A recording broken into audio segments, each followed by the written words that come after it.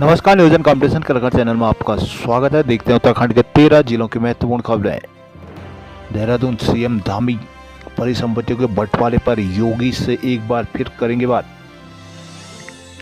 उत्तर प्रदेश के साथ परिसंपत्तियों के मामले में कई बैठकों के बाद भी लटके हुए हैं। इसे लेकर मुख्यमंत्री पुष्कर सिंह धामी शीघ्र यूपी के मुख्यमंत्री योगी आदित्यनाथ के साथ बैठक करेंगे। इस संबंध में बुधवार को सचिवालय में सीएम धामी ने अधिकारियों की बैठक ली और ताज़ा अपडेट लिया है। मुख्यमंत्री धामी ने अधिकारियों को निर्देश दिए कि जिन मामलों में दोनों राज्यों के बीच सहमति के बाद कार्रवाई चल रही है, उनका उत्तर प्रदेश के अधिकारियों के साथ बैठक कर जल्द समाधान किया जाए। बैठक में अधिकारियों ने बताया कि दोनों राज्यों के मुख्यमंत्रियों की पिछली बैठक के बाद जिला उधम सिंह नगर या हरिद्वार में स्थित जलाशय नहरों में वाटर स्पोर्ट की अनुमति दी जा चुकी है। ऋषिकेश में 8 वर्षीय बच्ची से सुलभ शौचालय में हुआ दुष्कर्म।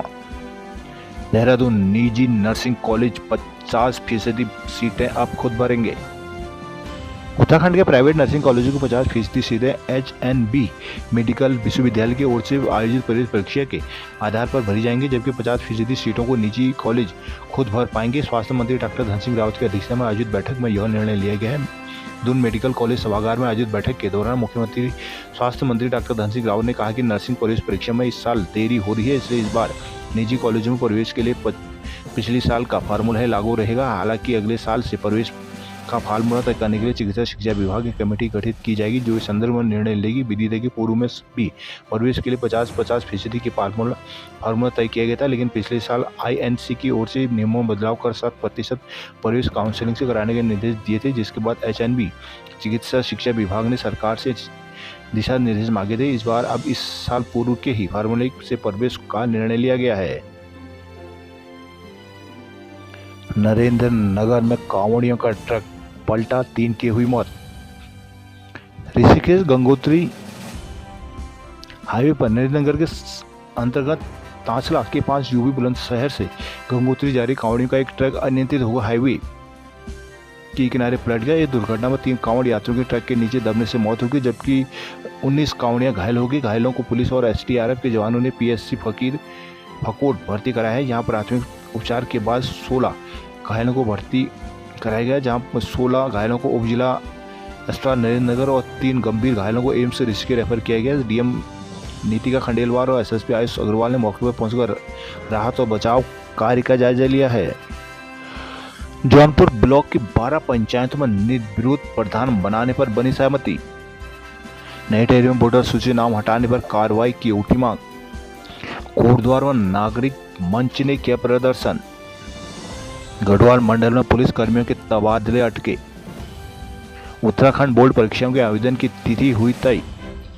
उत्तराखंड विद्यालय शिक्षा परिषद ने साल 2026 में होने वाली हाईस्कूल इंटरमीडिएट परीक्षाओं के लिए परीक्षा आवेदन पत्र व शुल्क जमा करने की तिथि जारी कर दी है। संस्थागत छात्रों के लिए 31 जुलाई और व्यक्तिगत के लिए 14 अगस्त की अंतिम तिथि तय की गई है। विलंब शुल्क के साथ आवेदन पत्र अग्रसारित कराने की अंतिम तिथि हाईस्कूल व इंटरमीडिएट की 24 अगस्त होगी। बुधवार को बोर्ड के सचिव विनोद प्रसाद सिमल्टी ने बताया कि हाईस्कूल में परीक्षा शुल्क संस्थागत विद्यार्थियों के लिए 200 रुपये और व्यक्तिगत के लिए 600 रुपये रखा गया है। इंटरमीडिएट में संस्थागत छात्रों को 350 रुपये और व्यक्तिगत छात्रों के 700 रुपये जमा करने होंगे। अंक तालिका शुल्क दोनों कक्षाओं में 10-10 रुपये रखा गया है।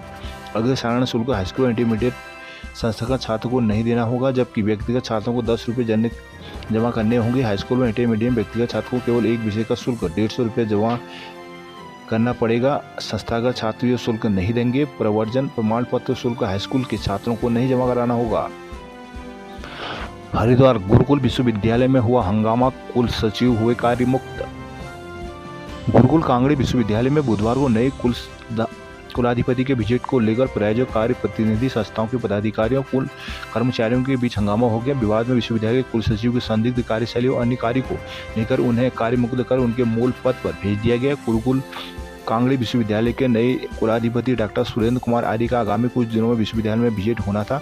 कुलाधिपति के विजिट के आयोजन को लेकर विश्वविद्यालय की प्रायोजक संस्था के पदाधिकारी विनय आर्य और डॉक्टर राजेंद्र विद्यालंकार बुधवार को विश्वविद्यालय में पहुंचे थे। विश्वविद्यालय में आर्य प्रतिनिधि सभा के पदाधिकारियों के आगमन को लेकर कर्मचारियों ने अपनी आपत्ति जताई, जिससे लेकर विश्वविद्यालय के कर्मचारी इकट्ठा होकर गेस्ट हाउस में ठहरी आर्य प्रतिनिधि सभाओं के प्रतिनिधियों के पास पहुंच गए। यहाँ पर कर्मचारियों ने नई कुलाधिपति की नियुक्ति को लेकर कई सवाल उठाए, जिसे लेकर विश्वविद्यालय में हंगामा हो गया।